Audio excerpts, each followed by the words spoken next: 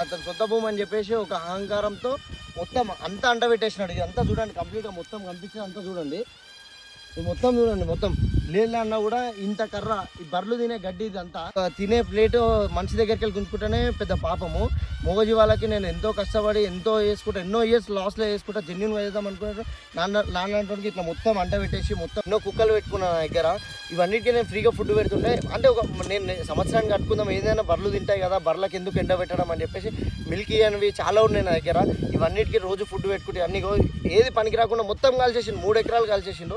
ఇట్లాంటి సిచ్యువేషన్స్ వస్తాయి అంటే డైరీ అంటే అందరూ ఏమంటారు అంటే ఇన్కమ్ గురించి చెప్తారు కానీ లాస్ గురించి ఎవరు చెప్పారు. ఒక దగ్గర 3 ఎకరాల ల్యాండ్ లీజ్కి తీసుకున్నాం. ఒక 5 సంవత్సరాల అగ్రిమెంట్ చేసుకున్నాం. అగ్రిమెంట్ పేపర్ రేపిస్తా ఎల్లుండి ఇస్తా అని చెప్పేసి 2 సంవత్సరాలు తిప్పిండు. ఈరోజు మొత్తం నాకు చెప్పకుండా మొత్తం అంట పెట్టేసిండు. మొత్తం ఎప్పుడైనా లీజ్కి తీసుకునే ముందు చాలా ఆలోచించండి. డైరీ ఫామ్లోకి వస్తున్నాను అని ఇట్లాంటి సిచ్యువేషన్ ఫేస్ చేసిరు అనుకో, ఈరోజు నా దగ్గర 50